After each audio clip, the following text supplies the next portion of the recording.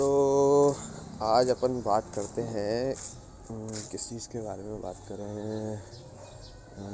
King pen angle के बारे में बात करते हैं। चलो अब यह देखो, ये किंग पेन है, ठीक है ना। एक अपना बॉल जॉइंट वो ऊपर लगा है, एक वो नीचे लगा हुआ है, ठीक है। तो ये तिरछा है ना, सीधा क्यों नहीं है ना। देखो उसका भी है, तिरछा है, सीधा नहीं है। ये देखो, ये इसमें जो अपना ये पुराना वाला है, इसमें भी तिरछा लगा है। ये सीधा भी रख सकते थे, कंपनी ने टेढ़ा क्यों रखा? इसकी एक वजह है, और अच्छी खासी बड़ी वजह है कि किंग पेन एंगल जो होता है वो क्या करता है कि आपका जो एक इमेजिनरी एक्सिस है वो जब आप उसको लंबा करोगे ना तो वो टायर के ना बिल्कुल बीचों बीच फॉल करेगा, ठीक है। बिल्कुल बीचों बीच फॉल करेगा। अब बीचों बीच फॉल कराने का क्या ज़रूरत है? क्यों कराना है बीचों बीच फॉल? वो इसलिए कराना है कि जब गाड़ी चलती है, ठीक है ना, तो गाड़ी पे वेट पड़ता है, तो वो इमेजिनरी एक्सिस से क्या होता है, पूरा वेट वहाँ ट्रांसफ़र होता है। तो इसमें क्या है कि बेरिंग में ना लिवर एक्शन नहीं आता। अगर बेरिंग यहाँ है और सेंटर एक्सिस यहाँ है, तो जब उस पर वेट पड़ेगा ना तो टायर को वो ऐसा बाइंड करने की कोशिश करेगा।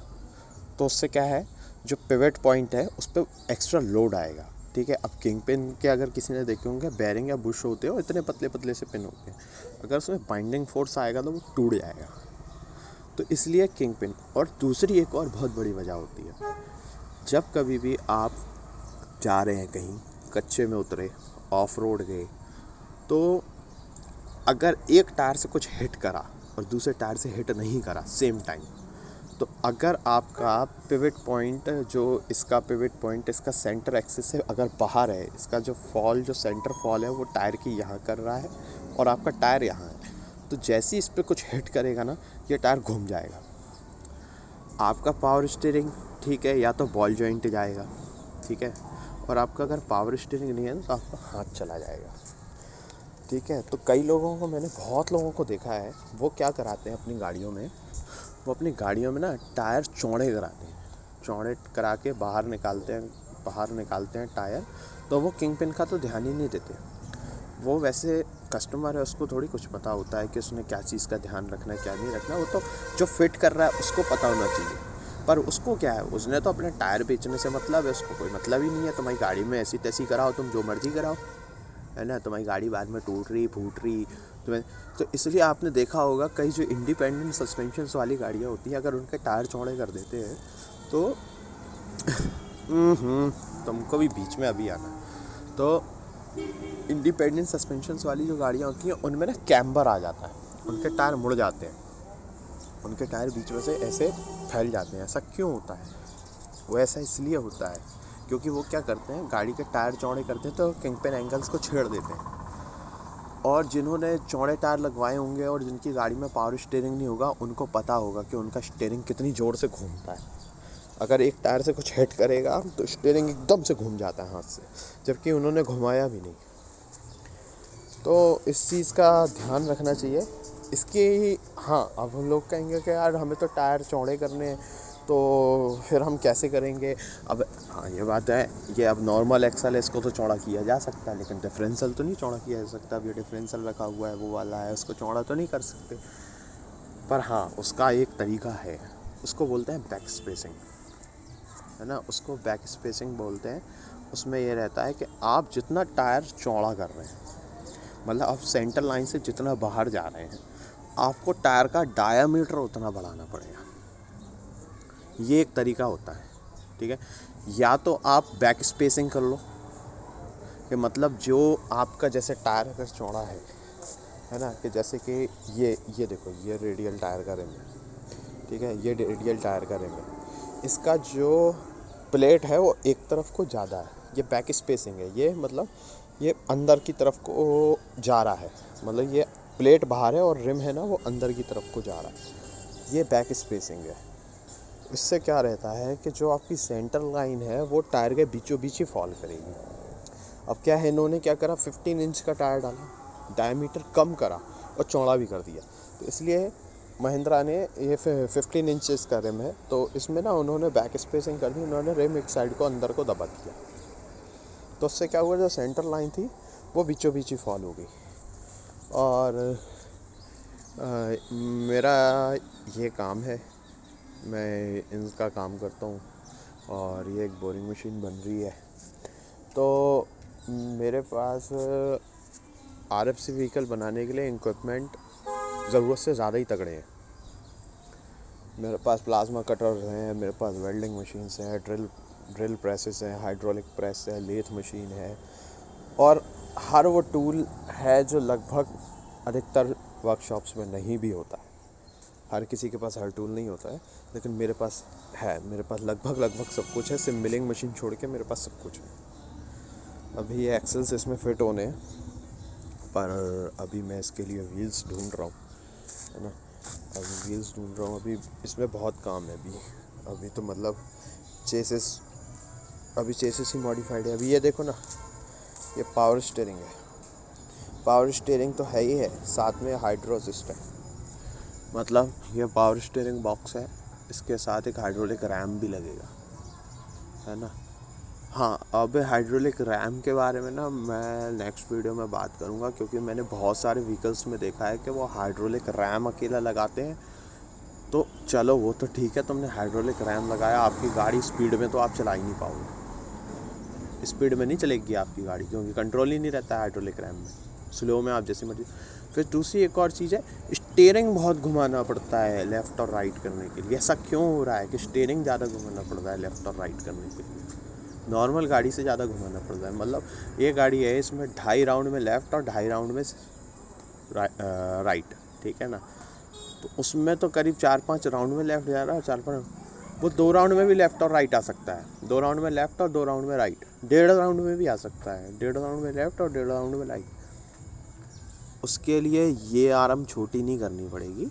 ये छोटी कर दोगे ना तो आपका ना एक्करमैन जो स्टीयरिंग मैकेनिज़्म है वो लफड़ा हो जाएगा, तो फिर आपके बॉल जॉइंट या कुछ ना कुछ टूटने लगेगा। तो उसके बारे में अपन नेक्स्ट वीडियो में बात करेंगे।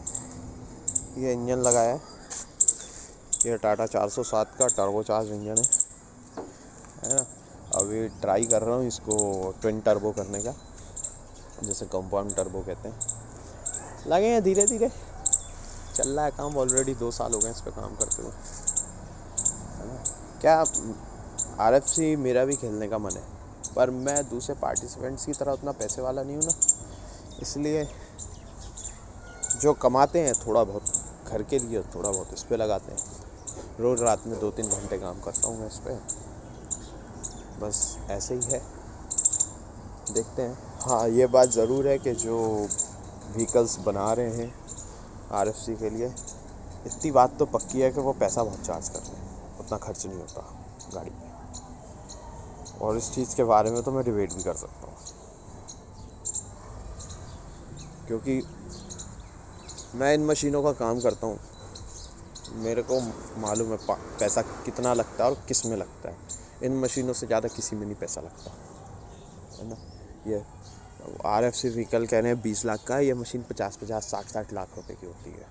इनमें कितना पैसा लगता है, और इनमें हाइड्रोलिक्स, मैकेनिकल, विंचिंग और गियर असेंबलीज, और मतलब इसमें तो ऐसे ऐसे बेरिंग लगते हैं। इसमें से तो एक बेरिंग ऐसा लगता है इस मशीन में जो डिस्पोज्ड कंडीशन में भी 1,20,000 या 30,000 का बेरिंग आता है ना।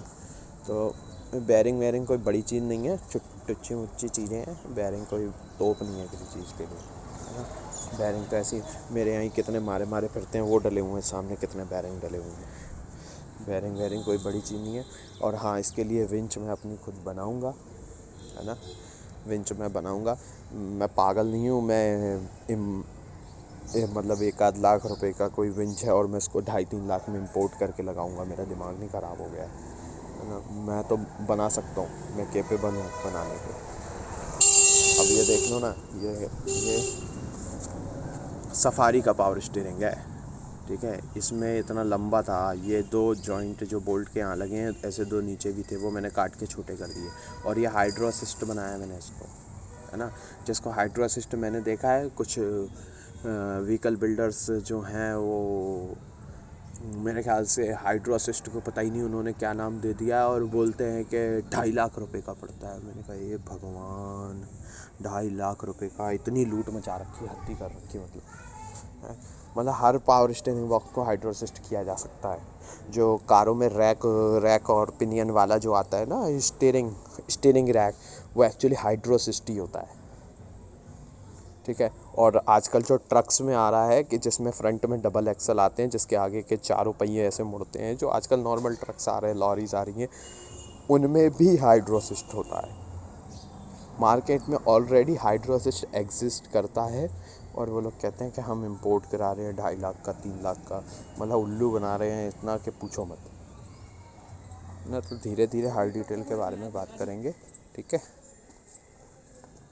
हर डिटेल के बारे में बात करेंगे अपन। धीरे धीरे गाड़ी कंप्लीट हो रही है, मैं हर एक चीज़ की पोल खोलूँगा कि कौन कहाँ कितना पैसा कमा रहा है।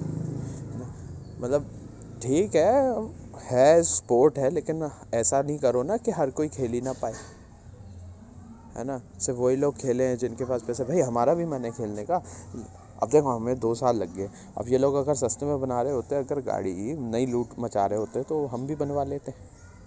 लेकिन अब क्या है, इतना पैसा चार्ज कर रहे हैं कि हमने कहा ठीक है, तुम्हें लगता है कि तुम ही बना सकते हो तो ठीक है भाई, तुम बना सकते हो तो फिर हम भी बना सकते हैं।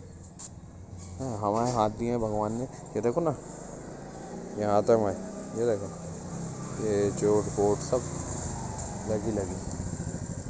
चलो अगले टॉपिक के बारे में अपन नेक्स्ट वीडियो में बात करेंगे।